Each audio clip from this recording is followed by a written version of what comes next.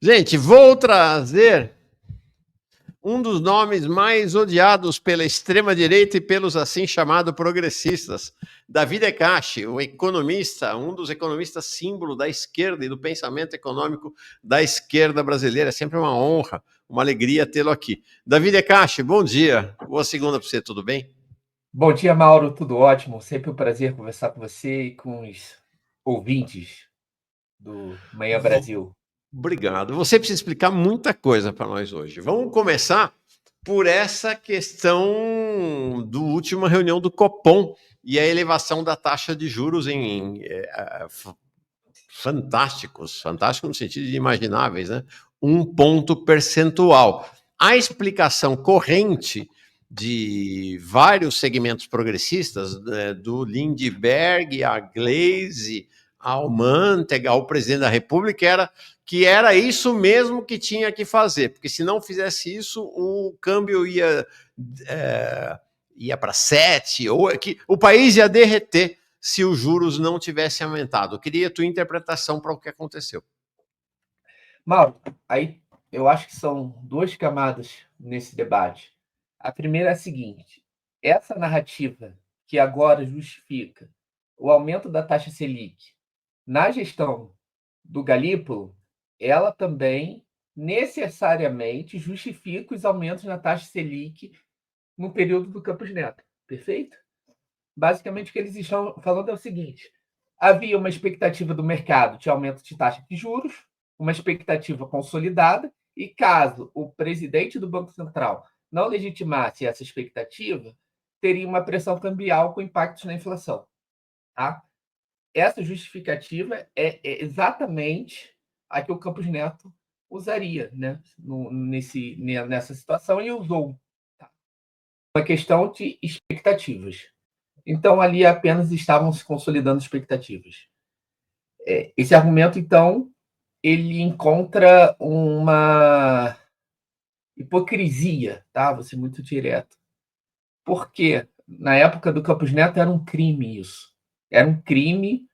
Então, parlamentares abriam ação contra o Campos Neto, porque ele estaria sabotando o governo. E aí o Campos Neto alegava que ele apenas estava seguindo as expectativas do mercado. E ele era um criminoso sabotador. Eu acho que ele é um criminoso sabotador, tá? Estava certo. E agora o Galípolo faz exatamente a mesma coisa, com exatamente a mesma justificativa, com exatamente os mesmos pressupostos, com exatamente a mesma construção teata sobre o desequilíbrio fiscal e etc. E isso passa a ser virtude, de vício a virtude, em um mês. Essa é a primeira camada. A segunda é o debate de sempre. A taxa de juros precisa ser a única e exclusiva saída para frear processos inflacionários? Obviamente que não.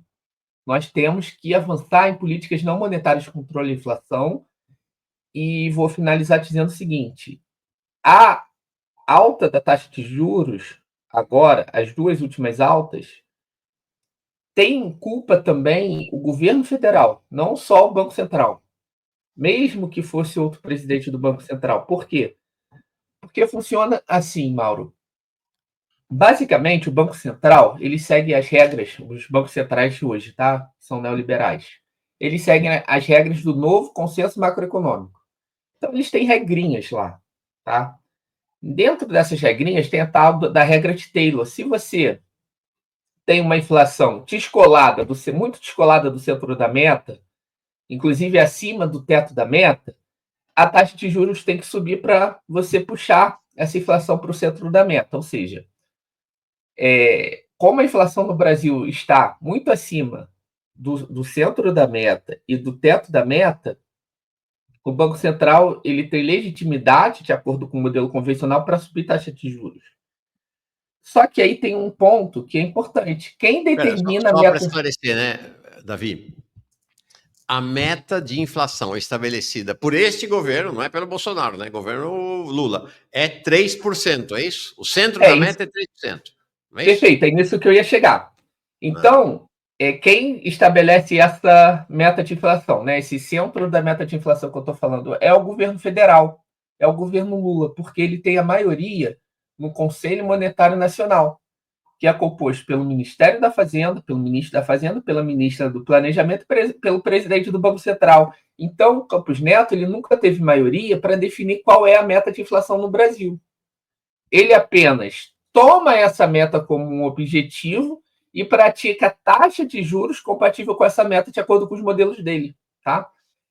Essa meta no Brasil ela está em 3%, como herança da era Temer. Historicamente no Brasil, período da FHC, período Lula e etc., essa meta era de 4,5%, podendo então a inflação chegar no limite de 6%, que nós ainda estaríamos dentro das margens permitidas de erro aí. Agora, o teto da meta é 4,5%, então a inflação ela varia entre 3% e 4,5% para estar na meta.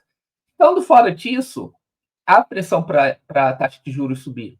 Inclusive, estando dentro disso e acima do centro da meta. Qual é a solução? De forma muito simples. Era você aumentar um pouco a meta de inflação, o centro dessa meta. Por exemplo, se o governo coloca isso em 4%, mesmo dentro da própria gestão do Banco Central atual, isso implicaria menor pressão na subida da taxa de juros. Historicamente, o Brasil não convive com inflação de 3%, em nenhum momento. Tá? Sim. Não existe, né? Inflação não existe, né? De 3% é uma ficção no Brasil, né? É uma ficção no Brasil. Isso daí é para legitimar taxas de juros extremamente altas e uma política monetária extremamente conservadora. Percebe?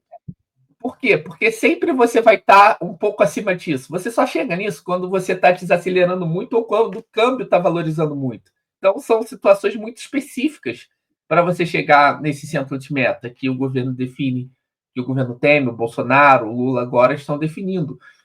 Então, há uma questão que é estrutural e que é sistêmica. Não está localizada em uma subjetividade, nas subjetividades e no viés político do Campos Neto. Não é uma questão de subjetividade, é uma questão sistêmica. Perfeito, Mauro?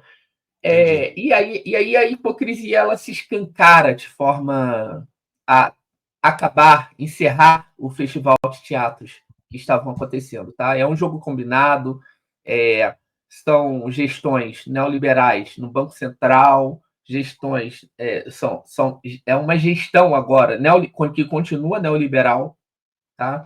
No Ministério da Fazenda, seguindo os modelos ortodoxos, convencionais do novo consenso macroeconômico. Isso tudo não sou eu quem diz. A própria equipe econômica concordaria plenamente com tudo que eu digo aqui, de ponta a ponta, tá? Eu tenho certeza absoluta que eles concordariam, que eles seguem exatamente as mesmas formulações teóricas e de modelagem do Banco Central, que há um total acordo e sintonia, tá? Sim. Ou seja, o Banco Central do 7-2, 7 Lula, 2 ainda Bolsonaro, é o mesmo Banco Central do 5-4, 5 Bolsonaro e 4 Lula. Não mudou absolutamente nada. E aí vou te dizer, Davi, tem um cara que eu gosto muito nessa equipe econômica. Gosto demais dele, já falei aqui mais cedo, já fiz minha declaração de amor a ele. É o Rogério Seron, que é o secretário do Tesouro, que é o único que não bota panos crentes, não vem com uma conversinha mole. Ele fala o que é. Né? Ele fala o que é e ele deu uma entrevista que saiu. Toda hora ele está dizendo, é assim. Ele assume essa vertente, essa política neoliberal, sem nenhum grande problema. E olha, o Seron é um que chegou ontem, né? O Seron está com o Haddad desde a prefeitura, quando ele foi secretário das Finanças. E já aplicou, ele e Haddad juntos na prefeitura de São Paulo, uma política fiscalista. Né? Esse fim de semana ele deu essa entrevista aqui. O governo entende que é necessário desacelerar o PIB para controlar a inflação, diz secretário do Tesouro. E aí queria que você entrasse com esse componente. Então, taxa de juros de um lado, me parece, e desaceleração do PIB. Como é que funciona isso? Explica. Funciona da seguinte forma, Mauro. De forma muito precária, eles têm, no modelo convencional que se usa, uma taxa de desemprego que eles consideram adequada, tá? E uma taxa de crescimento também que eles consideram adequada. Essa taxa de crescimento adequada, ela está na casa, segundo o Tesouro, dos 2,5% de crescimento do PIB, tá? Então, nesse sentido, crescer acima disso é muito ruim para o governo. Tá? Então, quando eles comemoram o crescimento de 3, eles estão mentindo. Os parlamentares, a base do governo, é puramente mentira. Ou ignorância, tá? Tem muito caso de ignorância plena. Porque nas próprias análises, tanto do governo Bolsonaro quanto do governo Lula atual, nas análises técnicas, que é o que importa para o mercado, que é quem o mercado ouve, o mercado não fica ouvindo o deputado, eles têm a percepção de que o Brasil está crescendo mais do que aguenta. E crescendo mais do que aguenta, a taxa de desemprego cai mais do que eles desejam. Tá? Aí alguém pode perguntar, Mal, mas calma aí, Davi. Então você está dizendo que para o capital é melhor crescer menos e ter mais desemprego? Sim, por quê? O que é essa taxa de desemprego natural, essa taxa de desemprego que não acelera a inflação? É uma taxa de desemprego que dá um freio de arrumação no conflito distributivo. Como assim? Quando o desemprego está caindo muito rápido, caindo muito, com um patamar mais baixo, tá? Isso faz com que o trabalhador aumente o seu poder de barganha. Por quê? Porque ele pode sair da empresa que ele está e ir para uma outra empresa que está abrindo vagas. Ele encontra muitas possibilidades no mercado de trabalho, então, a partir disso, ele consegue negociar salários mais altos, negociar mais direitos, se organizar politicamente com mais liberdade, com mais autonomia, com mais fôlego, né? Então, o desemprego caindo faz com que o trabalhador aumente o seu poder de barganha, né? E o que isso faz? O salário sobe. E o salário subindo, ele é um custo para o capitalista. Então, tem um custo de produção que está aumentando, tá? Se esse custo está aumentando, o que o capitalista tenta fazer? Ele tenta repassar esse custo para os preços dele, certo? Para quê? Para ele manter a margem de lucro dele. Então, ele tem que repassar isso para preços, ou seja, os preços aumentam. Então, você tem um aumento de preços que é a inflação, que é o conflito distributivo se manifestando. E quando os preços aumentam, Mauro, o que esse trabalhador, em um momento de queda de desemprego contínua, ele tenta fazer? Ele tenta aumentar o salário dele para compensar esse aumento de preços, essa inflação. Certo? Então você vai girando esse ciclo. E como é que você freia esse ciclo na nossa lógica de política econômica neoliberal convencional e hegemônica? Você aumenta o desemprego, tá? Para estabelecer uma relação de forças entre capital e trabalho favorável ao capital. E aí você freia esse processo. Por quê? Porque com mais desemprego, o trabalhador não vai conseguir fazer essa recomposição e você dá um freio de arrumação nesse conflito distributivo. Então, inflação é conflito distributivo, tá? Então é isso que ele está falando. Ou seja, o que a gente pode olhar para trás para esses últimos 2 anos é que foram 2 anos de, ainda que modestas, conquistas dos trabalhadores nas negociações salariais, especialmente no setor privado, é isso? O que tem acontecido é que desde 2021, né, a pandemia, ela mudou a dinâmica da política fiscal no Brasil e no mundo. Tá? Porque a gente teve que comprar vacina, a gente teve que fazer políticas de transferências diretas de renda muito altas, muito mais altas do que antes na pandemia, e você teve, com isso, uma expansão fiscal muito forte. Isso acontece desde 2021, mal. 2020 e 2021. 2020 é um ponto de inflexão, e 2021 isso vai se propagar para os próximos anos. Desde 2021, o que tem acontecido no Brasil?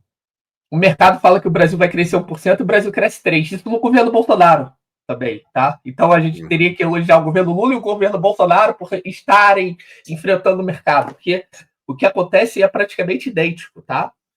A política fiscal muito forte no pós-pandemia faz a taxa de desemprego cair e os salários subirem.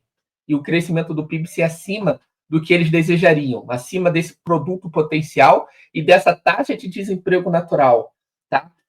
E aí, o que esses governos têm que fazer para chegar naqueles parâmetros desse consenso neoliberal? Eles têm que desacelerar a política fiscal, frear a política fiscal. Só que no Brasil isso é difícil para eles. Por que é difícil? Porque para frear a política fiscal no Brasil agora, em 2015 era mais fácil para eles do que agora. Você tem que passar medidas estruturais no Congresso Nacional. Tá? E que medidas estruturais são essas, Mauro?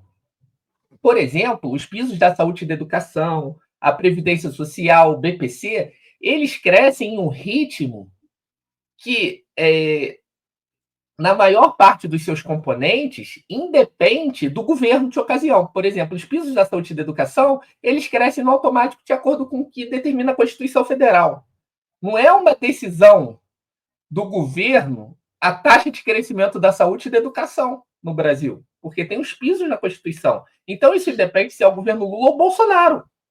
Tá? Por isso que o sincerão do governo, que é o Rogério Ceron, secretário do Tesouro, desde março de 2023 está falando que precisa acabar com essa farra do piso da saúde e educação, não é?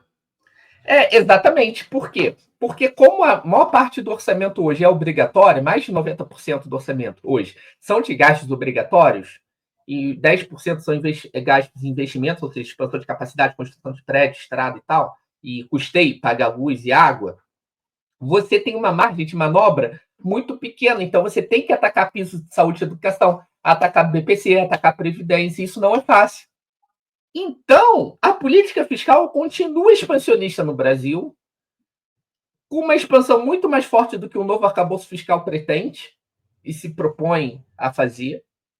E eles não encontram forças para frear essa expansão fiscal no Congresso. Por isso que o mercado fica irritado com o governo. E aí, parece uma maluquice o que eu vou falar aqui, Mauro. Sabe? Quem olha e fala assim, pô, não é possível que você está falando isso.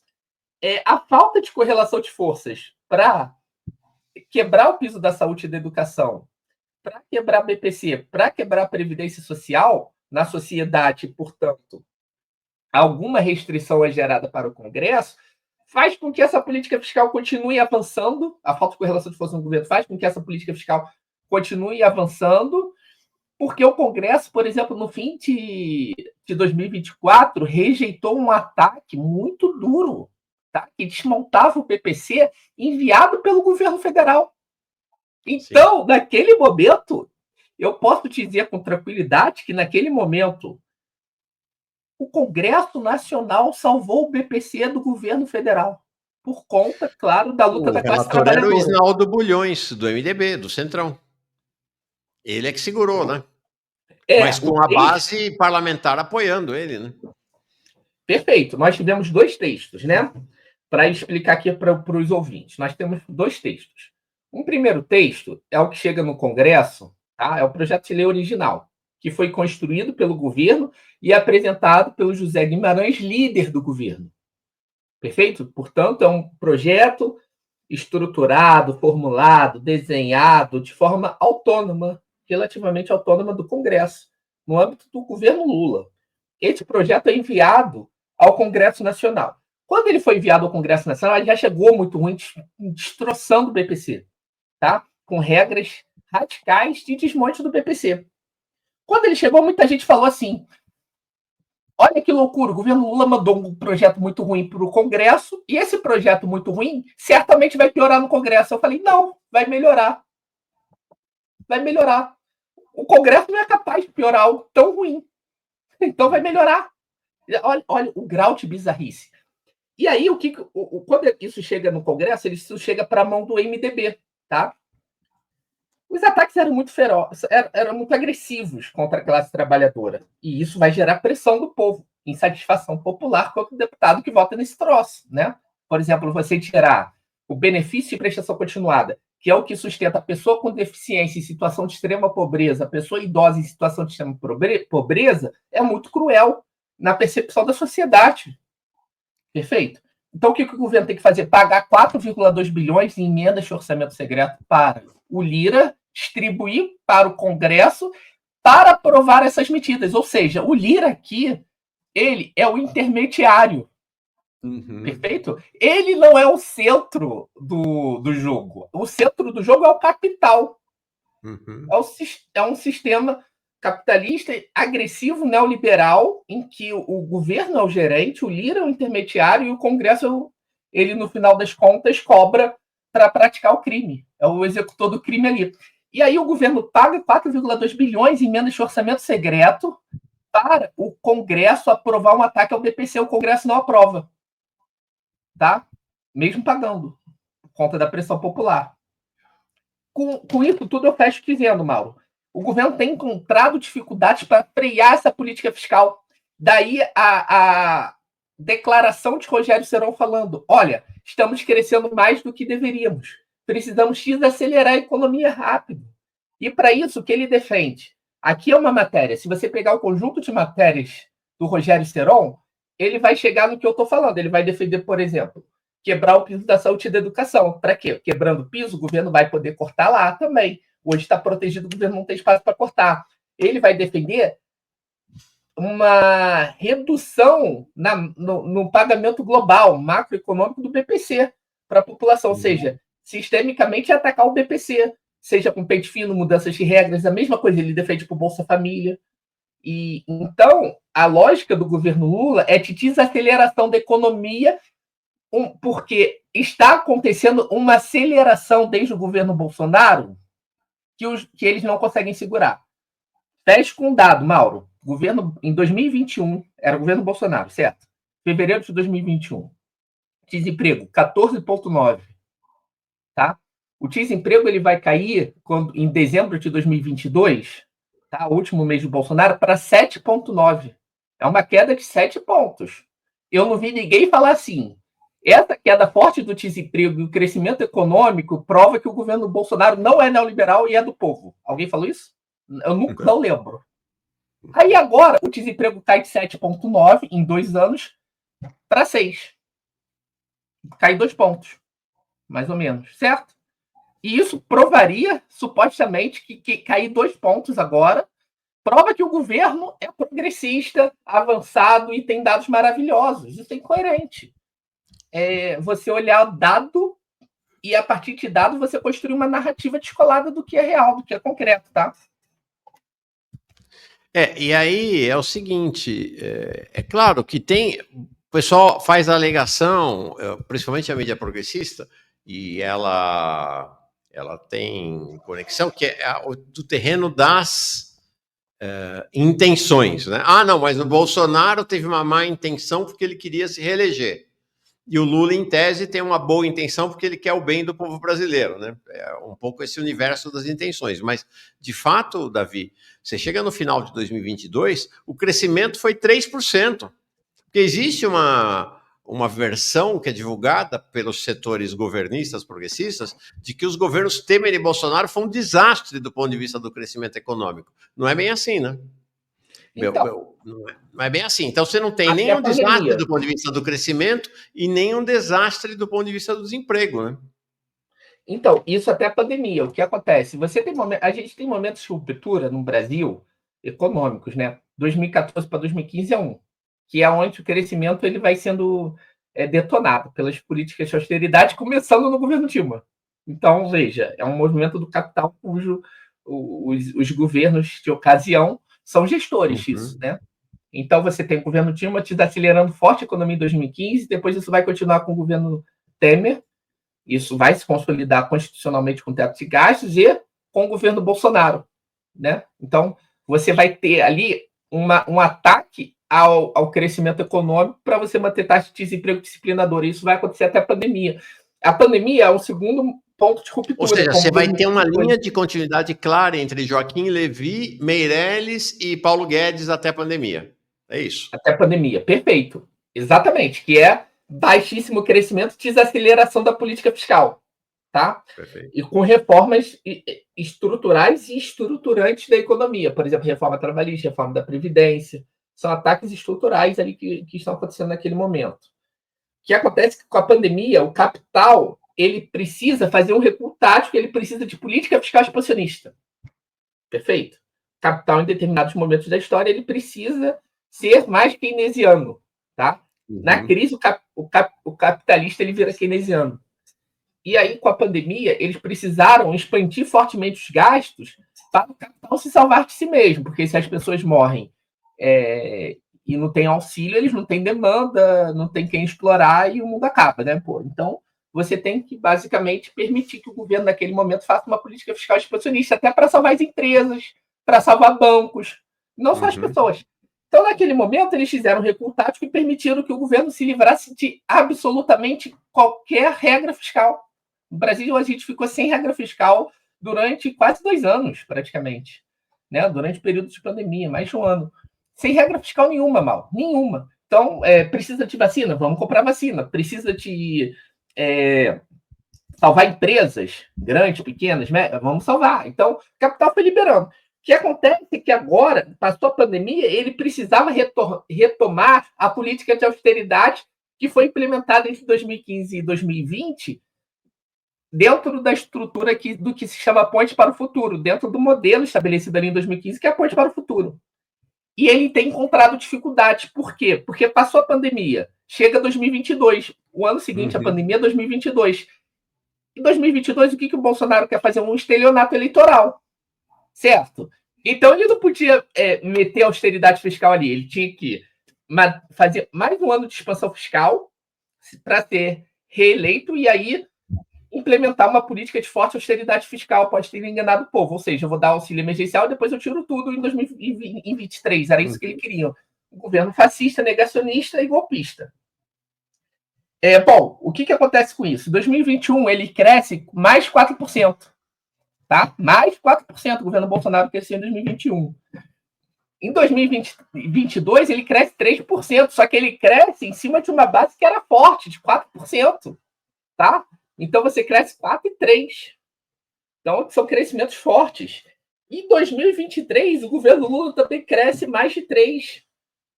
E agora a gente cresce 3,5 em 2024, ou seja, 21, 22, 23 e 24, a gente cresce acima de 3, com o mercado fazendo previsões para o Bolsonaro e para o Lula de 1 em todos esses anos. Tá? Então, essa é uma outra questão, né, Davi? Há uma ideia de que o mercado, chamado mercado, ou a Faria Lima, o capital financeiro, faz previsões. Eu acho que é importante. Gente, eu acho importante olhar para a verdade tal como ela é, não do jeito que a gente gostaria, né? Então, existe uma mística de que o mercado faz previsões de crescimento da economia menor do que ela será para o governo Lula. Porque o mercado é de direita, é de extrema direita, o que é tudo verdade, né? Mas o fato é que o mercado fez previsões de crescimento baixo da economia também para o Bolsonaro, né? Isso, exatamente. A gente pode até procurar a matéria aqui da época e a gente vai ver, né, que... Eu posso te mandar aqui uma, ó. Porque a esquerda ela não usava esse tipo de narrativa, né?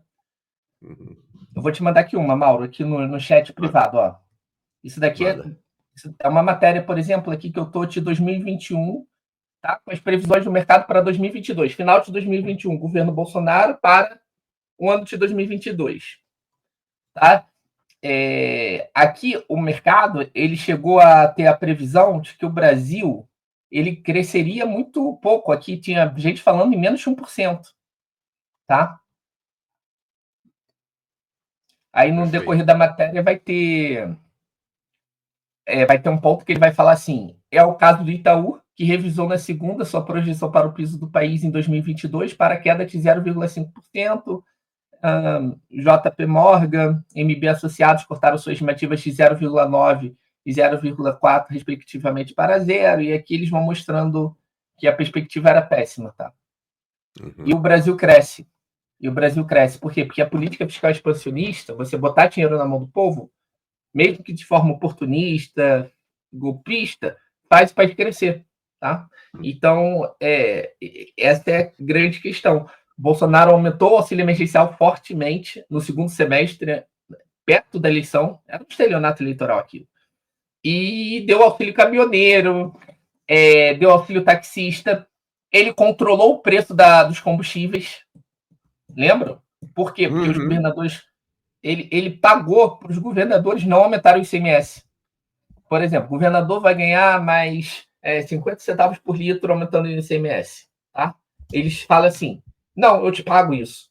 Isso que você ganharia aumentando, a União te paga, para você não aumentar o preço da gasolina. Então, ele foi fazendo um arranjo ali de política econômica, que seria só naquele momento eleitoral, que depois seria revertido, mas que deu um freio à austeridade fiscal. E em 2023, de novo, você teve uma PEC de transição que desandou para o Haddad, porque ele queria, na PEC de transição, manter o teto do Temer, voltar com o teto do Temer. Ele tentou voltar com o teto do Temer. Ele não consegue voltar com o teto do Temer. Isso daí foi apagado da história econômica brasileira. Isso está sendo falsificado em artigos acadêmicos de autores super relevantes, tá? É algo que eu acho assustador. O governo ele manda uma PEC de transição, né, em outubro de 2022, né? Outubro, novembro. O governo Lula ganha e tem aquele governo de transição, né? O governo Bolsonaro, um desastre completo, você tem que fazer uma transição. Era impossível voltar ao formato de teto de gastos original de Michel Temer. Não dava. Por quê? Porque a Bolsa Família era pequenininho no Michel Temer. No governo Lula, do Dilma, pagava o quê? R$170, R$180 na época, por família. Isso chegou a 600. Foi prometido, os dois candidatos prometeram 600. Bolsonaro estava pagando 600 auxílio emergencial, mentia que isso ia continuar, o governo Lula falava que ia manter. Tá? R$600. Mudou muito o patamar de gastos, não dava para voltar ao teto ali em 23. Então, teve que ser negociado, e isso era factual, alguma mudança para 23. Qual era a mudança que o governo Lula tentou oficialmente? Isso tem uma minuta oficial, então isso está na história e não é possível ter debate sobre. Ele manda uma PEC de transição dizendo o seguinte: olha, a gente vai manter o teto do Temer, vai manter os pisos da saúde e da educação congelados, porém, contudo, entretanto, a gente quer 170 bilhões a mais para 2023, tá? E depois disso congela o orçamento de novo. Ou seja, eu vou subir um pouco o meu orçamento e depois eu vou congelar. Perfeito? Era isso que eles estavam pedindo. Tá? Ou seja, Fernando Haddad, a medida que o Haddad mandou para o Congresso, ou o governo Lula, era uma medida da PEC da transição para manter o teto de gastos do Temer. Para manter o teto de gastos do Temer. Okay. Era uma medida só que com um patamar mais alto, ou seja, você sobe um pouco o teto e depois congela. De novo. Então, 2024 seria o mesmo orçamento de 23, 25 seria o mesmo orçamento de 24, corrigido pela inflação. Só que o orçamento de 23 estaria num patamar maior. Era isso que eles estavam querendo. E o congelamento dos pisos da saúde e da educação, a manutenção do congelamento. Por quê? Porque aí eles não iam crescer também, eles iam se repetir. E aí o Haddad ele ia resolver todas as suas contradições, praticamente. Ele não precisaria ter o líder do processo de austeridade fiscal, porque isso estaria resolvido em 22. Perfeito? Ele não precisaria ficar mandando um monte de pacote fiscal se ele conseguisse manter o teto. Entende, Mauro? E ele conseguiria se safar. Só que o que acontece? O Congresso, assim como no ano passado salvou a gente do BPC, o Congresso não, 1000 perdões, a classe trabalhadora pressionando o Congresso e o Congresso tendo que recuar. O Congresso ele faz uma mudança positiva e ele melhora a PEC de transição de forma muito significativa e estrutural. As pessoas erram sobre a PEC de transição até hoje. A PEC de transição melhorou muito no Congresso. Por quê? Porque ela fala o seguinte: acabou o teto do Temer. Vocês não vão ter teto do Temer e os pisos da saúde e da educação eles voltam a valer. E vocês, em 23, vão ter que enviar uma nova regra fiscal para substituir o teto de gastos. E aí, o governo Lula tem que enviar uma nova regra para o Congresso em 23. E só o governo Lula poderia. Inclusive, o Congresso fez isso, tá? Era uma lei que deveria ser construída única e exclusivamente pelo Executivo. O Lira não podia criar uma regra com o Congresso. Teria que ser uma regra criada no Poder Executivo. O que o governo Lula faz? Manda uma lei retomando a lógica de teto de gastos. Com um teto de gasto novo. Perfeito. Então, o que a gente tem? Continuidade. Só que esse teto de gastos não está funcionando. Não está, porque em 2023, por conta do furo, né, que foi permitido, e em 2024, por conta de uma série de fatores, pagamentos precatórios fora do teto, né,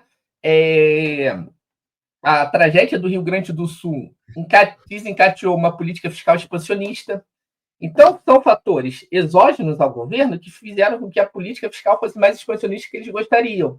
Em 2025, qual vai ser a lógica do Haddad? Ele vai tentar, de novo, dar um freio nos gastos públicos.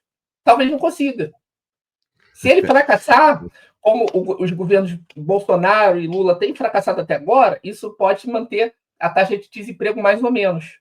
Se ele tiver sucesso, ferrou. Tá?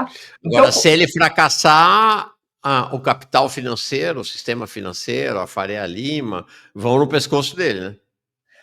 Vão no pescoço dele, né? E principalmente do Lula, né? Porque eles têm uma narrativa que é assim. O Kassab, né? Quando ele vai fazer a crítica ao Haddad, ele fala que o Haddad não tem firmeza, né? Não é um político que tem a dureza necessária, né? A postura necessária para implementar os cortes e o ajuste. Ele não fala que o Haddad não quer fazer. Ele não fala que o Haddad é um ministro gastador. Ele fala que o Haddad é fraco para fazer o que ele quer fazer, né? Então a gente tem que torcer para o Haddad fracassar e para ele, de novo, ser derrotado no Congresso quando mandar pacote fiscal. Sim. Davi, deixa eu ler aqui muito assertivo, muito forte, muito verdadeiro tudo que você conta, né? E o mais incrível é que o governo, diante da derrota da política econômica intentada, desenhada e defendida pela equipe econômica, tenta faturar em cima dessa derrota como se vitória dele o fosse, né? Então, tudo aquilo que acontece positivo, que é o crescimento de 3,5%, redução de desemprego, que o governo não deseja que aconteça, ele depois vende como vitória, claro, para ficar bem na opinião pública. Limonada, membro aqui por 10 mil. Nossa, chegou aqui no canal bem antes da minha chegada, Limonada. Que bom. Hoje o mais sagrado é o status quo, infelizmente. Eduardo Sabarreto chega aqui como um novo membro. Muito bem chegado. O caos, ou a caos, propondo um programa para o Decache no canal para falar de economia no Brasil e para ensinar economia básica a nós trabalhadores. Adorei a ideia. O Engajarte diz: a questão não é o neoliberalismo, no material é a classe do capital que sustenta essa política. Uma política sempre é sustentada por uma base social. Reinaldo pergunta: bom dia, Faria Lima está atrelada ao BlackRock? BlackRock acho que ainda é hoje o maior fundo de investimento do mundo, não é, Davi? Eu não sei se é o maior hoje. Hã? Não sei se é o maior. Um dos maiores, né? Um dos maiores. Um dos maiores. Tá. E aqui tem uma pergunta. Você me mandou mais matérias aqui. Você quer mencionar, quer comentá-las? É isso? Estou vendo aqui, você mandou mais reportagens, se né? se você puder colocar depois aí, qualquer uma dessas. Vou colocar assim, já estou separando aqui, mas deixa eu antes fazer uma pergunta que chegou aqui, achei bem interessante, é assim, ó, do Natan Neyman. O que o Davi Decache acha do teto de gastos da dona Lindu? Lula está desinformando os trabalhadores ao igualar o orçamento do governo com o orçamento insuficiente da família dele, né, quando ele era criança. Foi na coletiva passada, ele novamente voltou com a história de que a economia do Brasil é que nem a economia da casa dele. Fala. Vou responder essa pergunta. Antes, Mauro, você pode botar essa matéria? Só para... que essas matérias que eu coloquei, elas... Qual delas você quer primeiro? Pode ser a segunda. Do G1? Pode ser a segunda do Estadão. Do Estadão? Não sei se vai abrir aí, que ela Vou é dar uma fechada. atualizada aqui, que já vem. Pronto. Tá ótimo. Estou colocando aqui, um minutinho só. Essa matéria é muito sintomática, Mauro, porque ela mostra o que eu estou falando aqui. O Senado faz uma... O Senado, ele constrói uma proposta de emenda à Constituição diferente da minuta que o Haddad queria. Tá? O Haddad enviou a minuta e aqui a PEC de transição foi alterada pelo relator. O relator havia incluído no texto referência à teoria heterodoxa da política econômica que defende a expansão de gastos públicos. O relator no Senado, que modificou a PEC que o Haddad enviou. E não só o texto acabava com o teto de gastos do Temer, né, propondo uma nova regra que deveria ser construída pelo governo no ano seguinte, como também na justificativa usava a teoria monetária moderna, que é uma proposta de política econômica reformista que tensiona muito mais do que o capitalismo na sua especificidade neoliberal permite, tá? Então, é um keynesianismo mais radical, se isso é possível. Mas o que eles diziam, basicamente? Que o orçamento do Estado não é um orçamento familiar. É isso que a PEC de transição do Senado dizia. Isso é mentira. Que o Brasil precisava de mais gastos públicos e que o Brasil não iria quebrar se fizesse mais gastos públicos. Porque não é uma família. E ele usava a teoria monetária moderna, inclusive, para justificar isso. Né?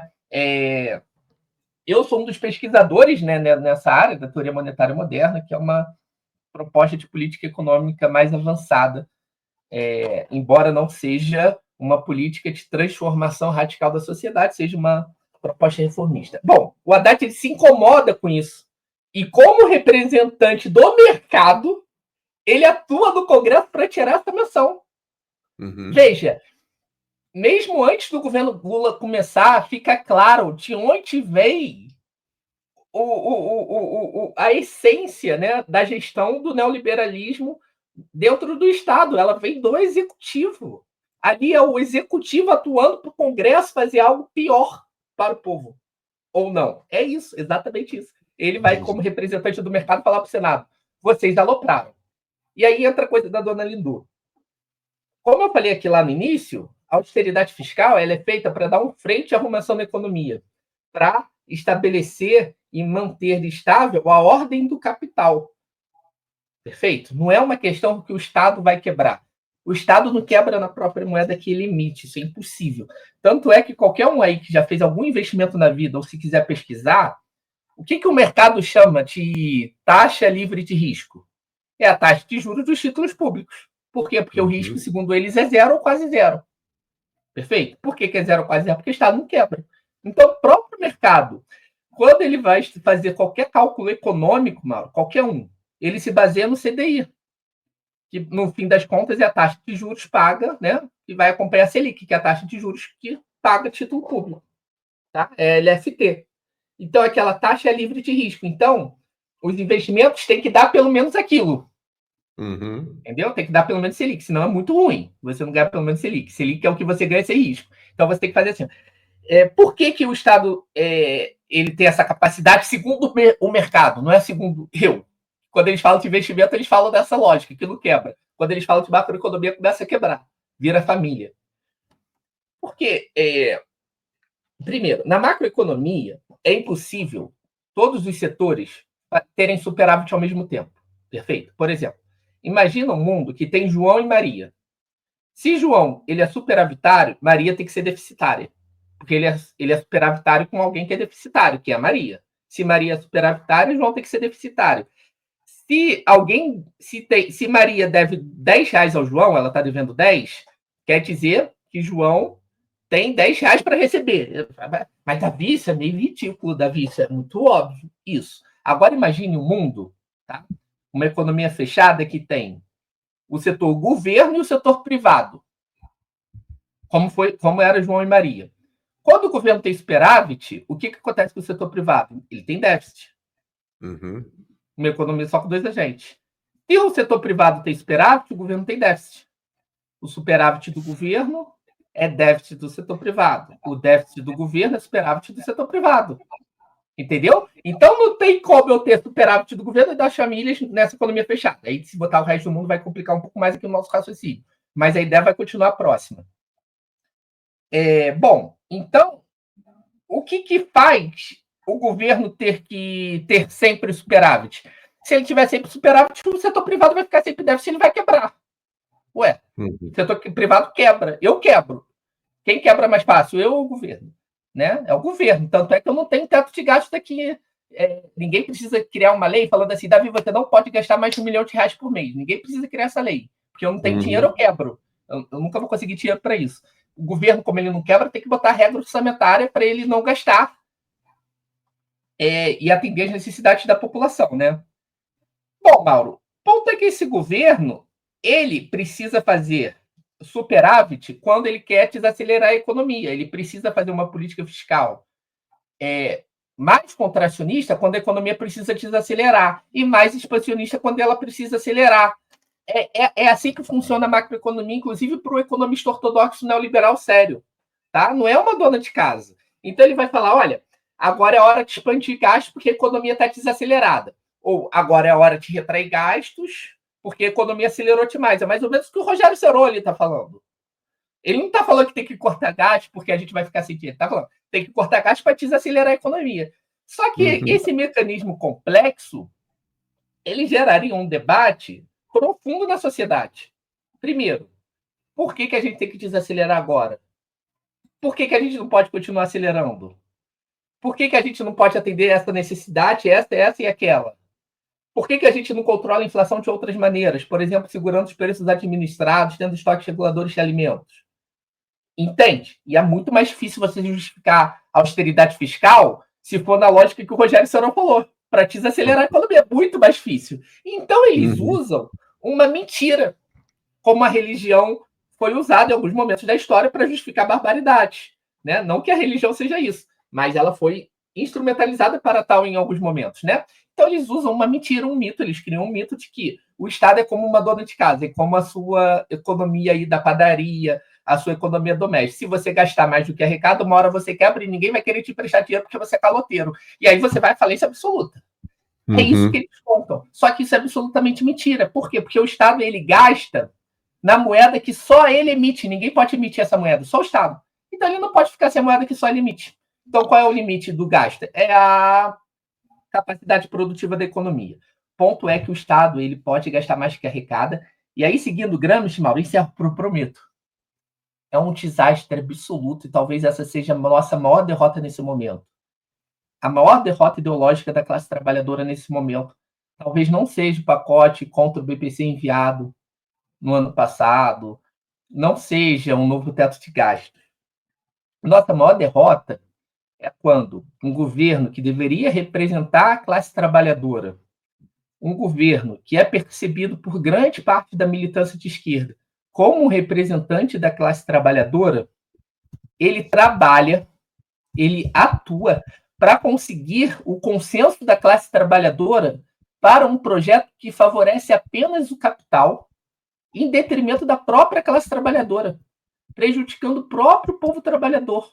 E ele faz com que o povo trabalhador passe a crer que a austeridade fiscal, a destruição de direitos sociais, do salário mínimo, do abono, do BPC é algo necessário e positivo para todos. E quando ele consegue ganhar o consenso da militância, da base, dos trabalhadores organizados da esquerda, para atuar em defesa da agenda do capital, que quer te destruir, isso é uma derrota estrutural fortíssima. Hoje você vê defesas enfáticas, por exemplo, da taxa de juros mais alta do galípolo. Por quê? Porque vai frustrar a expectativa do mercado. Nós vemos gente tentando justificar medidas fiscais contracionistas, porque tem que ter responsabilidade fiscal.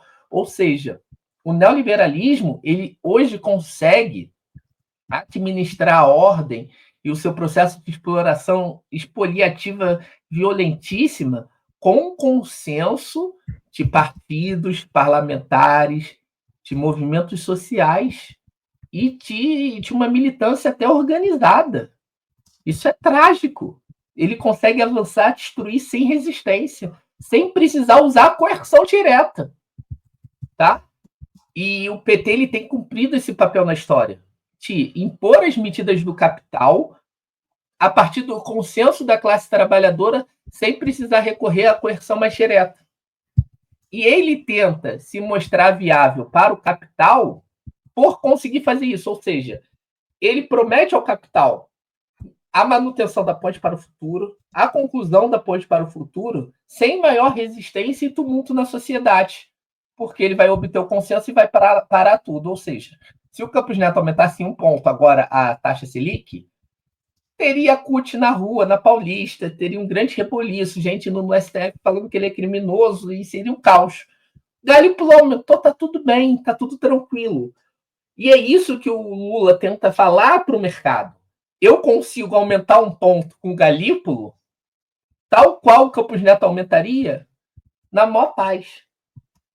Vocês não precisam da extrema-direita para fazer isso, porque eu faço. E eu faço de forma muito mais tranquila, embora mais gradual, menos violenta, mas eu consigo fazer isso mais tranquilo, sem ruptura. Com o Bolsonaro, vocês têm ruptura, porque a gente vai para cima de vocês. Entende? Então, o neoliberalismo, como qualquer sistema político, ele vai se dar na força. As classes dominantes, elas vão agir no equilíbrio entre coerção e consenso. Né?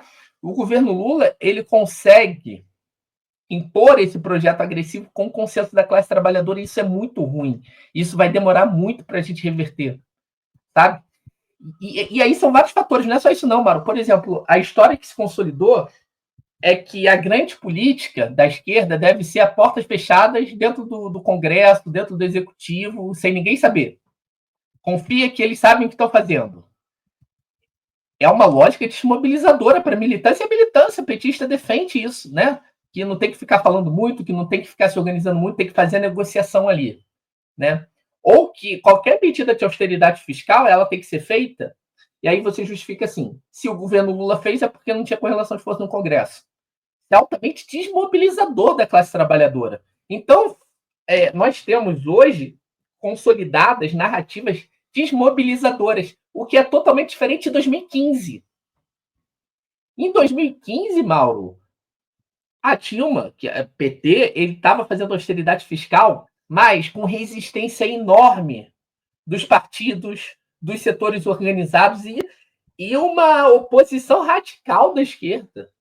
É só olhar o que nós tínhamos em 2015. O MTST, por exemplo, né? Era uma oposição dura, ocupando o Ministério da Fazenda, certo? E isso vai sendo desmontado, desmobilizado, e sempre usando a extrema-direita para justificar. Ou seja, se vocês criticarem, a extrema-direita volta, né? Isso é desmobilizador. E a extrema-direita vai voltar, isso sim, quando o neoliberalismo destruir de tal forma um tecido social que o consenso seja impossível. E o capital tem que recorrer à coerção. Porque chega um momento em que é impossível administrar uma agenda neoliberal tão agressiva com o consenso da classe trabalhadora. Chega um momento que você não consegue mais fazer fake news falando que o BPC foi feito pelo Congresso e o governo Lula revogou, quando o governo Lula que mandou um ataque ao Congresso. Essas fake news que a esquerda, que é base do governo, tem propagado, elas têm limite na materialidade, nas condições concretas de vida do povo. Não adianta você melhorar a comunicação no sentido de tornar ela mais mentirosa, tá? Que é isso que parece que está sendo feito.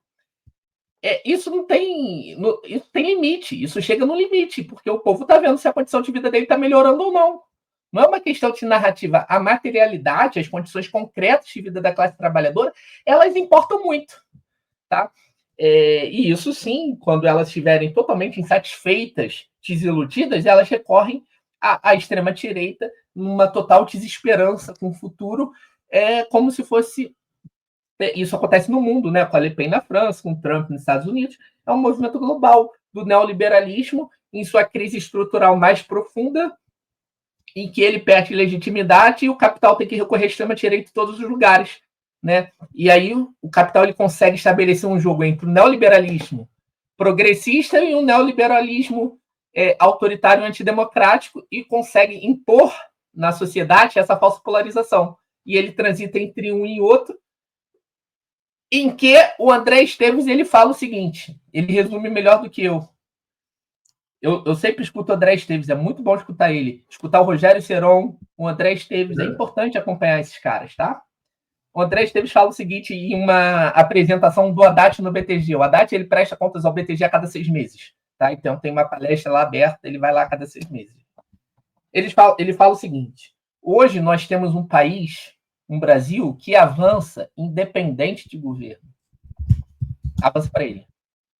Isso independe do governo. A nossa política fiscal, a nossa agenda, ela avança independente do governo. E aí, ele vai além. Na fala dele, ele falou outra coisa muito interessante. Ele fala assim, a política fiscal não é uma questão técnica. É uma questão ideológica. Você tem que conquistar apoio das pessoas. Isso é muito difícil, que é impopular às vezes. E nós estamos conseguindo. Então, ele tem na cabeça todo esse jogo de luta de classes, de forma muito bem elaborada, sabe? O que eu estou falando aqui, provavelmente ele vai concordar também, sabe? Quem for honesto concorda. E finalizo dizendo, Mauro, o debate aqui, então, é o seguinte. O governo Lula está fazendo uma gestão de política econômica neoliberal, isso é factual, e isso é confirmado pelo Rogério Seron, por qualquer outro representante da ala técnica do governo. Ponto o debate da esquerda deveria ser o seguinte. A gente vai continuar apostando nesse governo porque a opção é a extrema-direita, Então, a gente reconhecendo que o governo tem uma política econômica neoliberal, de continuidade de apoio para o futuro, e que vai destruir direitos da classe trabalhadora, com o consenso da classe trabalhadora, mas a gente tem que apoiar esse governo o tempo todo, em qualquer medida, em qualquer situação, porque a opção seria a extrema-direita, e isso vai se reproduzir eternamente, óbvio, né? Ou trabalhar para criar, de fato, uma alternativa, uma esquerda que seja, de fato, representante da classe trabalhadora.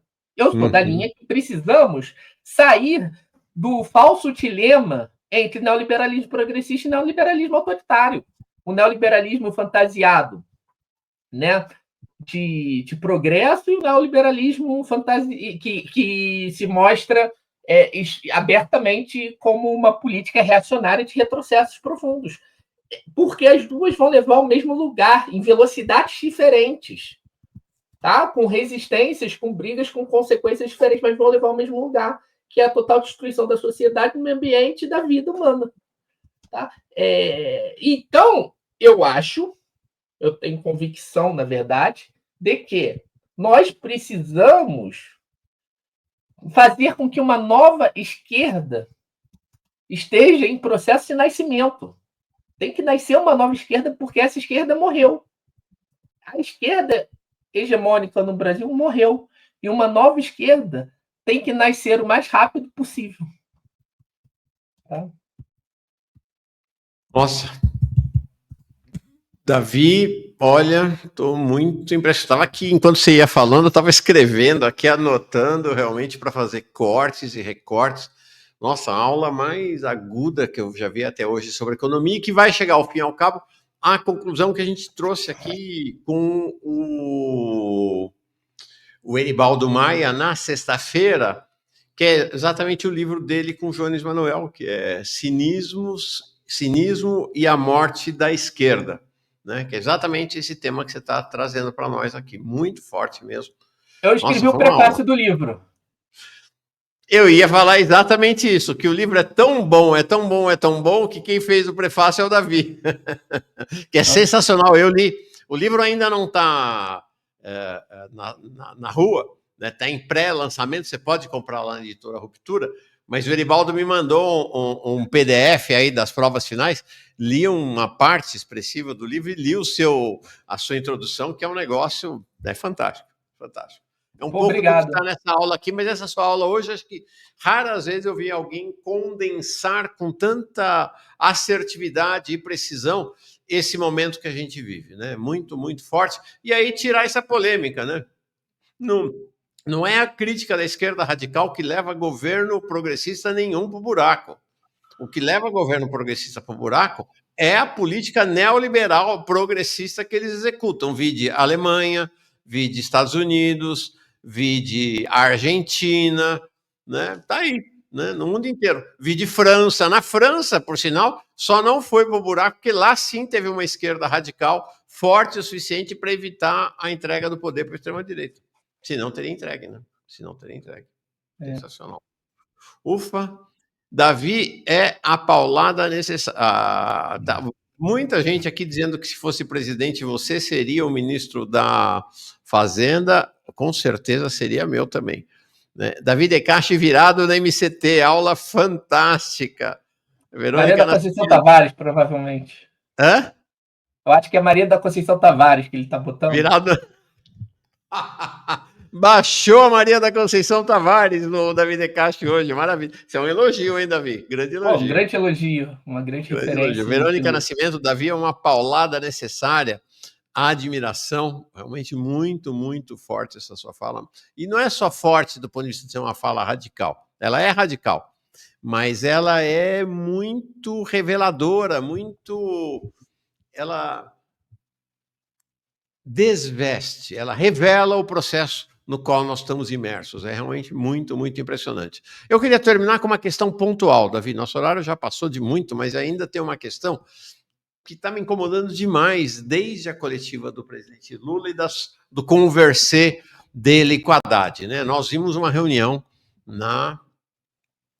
acho que foi semana passada ainda, mais uma, né, reunião do capital financeiro, dos bancões com o presidente Lula e o Haddad lá no Palácio do Planalto. Houve uma em outubro, quando os bancões, quando eu estou dizendo os bancões, não é a Faria Lima, não são os especuladores, é o pessoal, Bradesco, Itaú, Santander, é essa turma, é a turma do capital financeiro tradicional, vamos dizer assim, que estiveram, a Febraban, né, que é a representante deles, estiveram em outubro com o Lula para apoiar o Haddad, num jogo todo combinado entre eles. Eu falei na véspera, né, daquela reunião, que já estava claro que eles iam lá para apoiar o Haddad e o pacote, que naquele momento ainda estava no debate interno do governo em relação ao pacote de corte de gastos. Bom, agora voltou a reunião.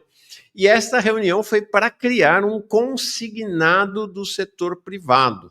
E o presidente Lula se jactou na coletiva, dizendo, olha, quem imaginava o governo Lula fazer acordo com os bancos? Está feito, né? Com muito orgulho, da mesma maneira como ele tem manifestado grande orgulho do programa de privatização que ele disse agora, no fim de semana, com o Silvio Costa Filho, que é um programa de privatização como nenhum outro governo antes na história do país terá feito, né? Vai deixar Bolsonaro e Temer no chinelo. Que história é essa de consignado para o setor privado, Davi? Isso é bom para os trabalhadores? Mauro, isso daí é a lógica, é uma lógica terrível, né? Cruel é covarde. Bom, ali a questão do Lula foi a seguinte: eu preciso ter algum crescimento econômico, mas eu não posso fazer isso via expansão fiscal, porque eu vou desagradar o banco. Vamos sentar aqui com os bancos e falar. Eu vou ter que falar o seguinte com os bancos: ó, cara, eu preciso fazer alguma coisa aqui, porque vocês não estão deixando eu fazer política fiscal, né? Eu não estou conseguindo fazer política fiscal porque é muito impopular e o povo está me barrando e o Congresso não tem coragem, mesmo pagando. Eu tenho que ter uma saída. E aí eles constroem o seguinte: vamos endividar o povo, tomar o FGTS do povo, o Fundo de Garantia por Tempo de Serviço da população, e endividando a população, sem risco nenhum para mim, ela vai gastar, você vai ter uma demanda, um aquecimento na economia, enquanto nós, bancos, ganhamos dinheiro. E esta é a fórmula que o governo Lula desenha para ter uma saída política eleitoral, né, no próximo ano. Uma política de expansão do consumo, de sustentação do consumo, já que a política fiscal eles querem frear, via expansão do endividamento das famílias e deterioração e destruição do FGTS das famílias. Tá? O FGTS é uma política que tem uma perversidade com o FGTS, que é o seguinte: o FGTS deveria ser remunerado pela taxa Selic. Ele tem uma remuneração baixíssima, o que faz o trabalhador ficar com raiva do próprio FGTS. Não é que o trabalhador não gosta do FGTS, é que essa remuneração é vergonhosa. O governo deveria remunerar a Selic, o FGTS, né? Que é a parte que o trabalhador consegue poupar para um dia comprar um imóvel, né? E aí, além de precarizar o FGTS historicamente, desde o Temer, eles estão usando o FGTS da classe trabalhadora como instrumento de política anticíclica que compensa a política fiscal de austeridade, tá? Ou é liberação de saque do FGTS, e agora, ou seja, você está fazendo. O FGTS é para emergência. Antes do FGTS, o FGTS foi criado por quê? Porque antes da ditadura, 64, você tinha estabilidade no emprego, inclusive no setor privado, depois de 10 anos de trabalho. Então você tinha estabilidade. A ditadura, ela acaba com a estabilidade e cria o FGTS, que é um colchão, uma poupança que o trabalhador vai acumulando todo mês para casos de demissão, de uma doença muito grave ou para comprar o seu imóvel. Perfeito? Isso já é um retrocesso em relação à estabilidade no emprego. E aí, agora, eles estão acabando até com esse FGTS. Ou seja, ao longo do tempo, a gente vai precarizando cada vez mais a classe trabalhadora na sua garantia e estabilidade, né? Olhando o futuro. Mal, isso é perverso por quê? Primeiro que o trabalhador pobre ele usa o FGTS para comprar uma casa, para um momento difícil. Se você não tem mais FGTS, você está lascado quando for demitido, né? Você está ferrado. Então, o FGTS, na hora de uma demissão, é que te dá uma segurada a trabalhador formal. E aí, eles estão falando o seguinte: o banco vai pegar o FGTS se não pagar o consignado na hora. E vai cobrar uma taxa de juros alta pra cacete, sem risco nenhum de calote, porque ele só pegar o FGTS. Isso é criminoso. Pô, entende? É a mesma coisa que eles fazem com o velhinho. A Crevisa faz com o velhinho, sabe? Agora vão fazer com a FGTS. Entende? O governo tem capacidade total e plena, tá? Com mudanças de regras, fazer o seguinte: bota a caixa, então, para dar crédito. A taxa de juros subsidiada, a taxa de juros de mercado, que seja Selic, para o povo mais pobre comprar o que precisa e que seja patrimônio, imóvel, coisas desse tipo, sabe?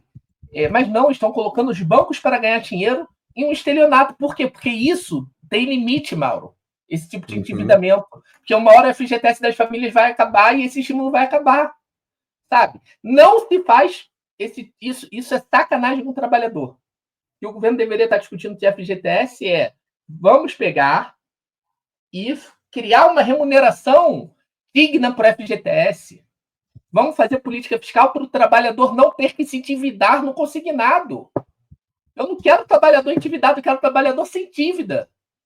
Então, é uma intenção deliberada, porque quando o cara perde emprego, ele fica duro, aí ele vai precisar se endividar. Sim. Quando a economia desacelera, o setor informal se ferra, ele precisa se endividar. Então, essa é a saída do neoliberalismo. Enquanto tudo se destrói, eles endividam a família e expropriam a renda das famílias com taxas de juros que no Brasil são verdadeiros golpes. É roubo que os bancos fazem no Brasil com o povo. Consignado é um roubo, é um absurdo.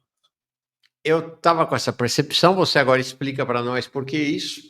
Ou seja, é a segunda grande arapuca financeira que o governo Lula está criando para os trabalhadores e trabalhadoras. Né? Primeiro foi aquela história fake da tal da... Como é que era aquela renegociação lá? Desenrola. O desenrola, né? Porque desenrola, você pega hoje a taxa de endividamento é maior do que antes do desenrola, né? Exato. E isso daí vai continuar, né? Só que sempre você estoura no limite, né? Que é quando as famílias quebram, que diferente do governo, as famílias vão quebrar. Veja a irresponsabilidade. Todo mundo se preocupa com dívida, com o crescimento da dívida, do déficit do governo. E o pobre? O pobre não quebra, não, se você ficar estimulando ele a se endividar? Sabe? E o pobre? O pobre está tudo bem. Então, até para fazer alguma política de expansão do consumo, o governo faz isso, destruindo o FGTS da classe trabalhadora e dando dinheiro para banco, pô. Endivida a classe trabalhadora. Então, essa mentira é o seguinte: eu endivido a classe trabalhadora, o governo endivida a classe trabalhadora, depois o governo destrói o FGTS da classe trabalhadora e garante taxa de juros alta em um consignado sem risco para a Febraban. E ainda consegue estimular o consumo em um voo de galinha, porque isso são voos de galinha. Você endivida, a família consome, depois ela tem um fluxo de caixa pior e vai consumir menos ao longo do tempo. Então é um voo de galinha, uma irresponsabilidade. É uma política para compensar a austeridade. Até para compensar a austeridade tem que atacar a classe trabalhadora. Então, Mal, e se alguém pegar esse meu vídeo dessa militância dogmática petista, tá? Que é uma parcela da militância petista, não é toda, eles vão falar o seguinte: Davi, o consignado do FGTS é bom sim, porque o trabalhador ele vai ter um juros mais barato que teria no cheque especial. Eles ainda vão tentar justificar a Febraban, eles vão defender a Febraban. E é isso que é a derrota ideológica, Mal. Essa é a nossa derrota ideológica. Você vai botar militância para defender uma medida construída pelo Itaú, Bradesco e Santander. Eles vão defender. E vão falar que isso é positivo. É derrota total. Vamos sem ilusão. Não foi o presidente Lula que teve a ideia... Olha, o presidente Lula teve um dia uma ideia brilhante de fazer o consignado do setor privado. Não. Foi o Haddad junto com os bancos que levaram a proposta já prato feito para o presidente Lula. Levou, estava pronto. Foi um projeto deles, foi um projeto do Haddad com os bancos. Essa é a verdade, né? Ou seja, é isso, né? A militância vai defender o projeto do Haddad com o grande capital financeiro. E vai criticar os críticos da Febraban. Uhum. E essa aqui é a mágica do lulismo. O lulismo, ele é, antes de tudo, uma máquina de desmobilização e de transformação do interesse particular dos capitalistas em uma narrativa de que isso é para o bem de todos. Isso corresponde ao interesse geral, né? Eles conseguem fazer isso com maestria, né? Fantasiar medidas de ataques profundos de algo progressivo, e vai ter gente defendendo isso me atacando, mas eu já estou confortável quanto a isso. Estamos, camarada, estamos. Olha, tua presença é fundamental, realmente. Estamos aqui, era para ter acabado às 10 da manhã. Perdão aí, eu falo muito. Não, mas você fala o que é necessário. Realmente foi uma grande aula. Talvez uma aula raríssima. Talvez a melhor aula que eu tenha assistido até hoje, Davi, sobre essa maneira de olhar o progressismo neoliberal ou neoliberalismo progressista. Qual é a sua missão e o seu papel na sociedade? Impressionante, realmente, muito impressionante. Davi, obrigado, boa semana para ti. Agora, congresso voltando, muito trabalho à frente. Abração. Vamos para cima, abração, Mauro. Tchau.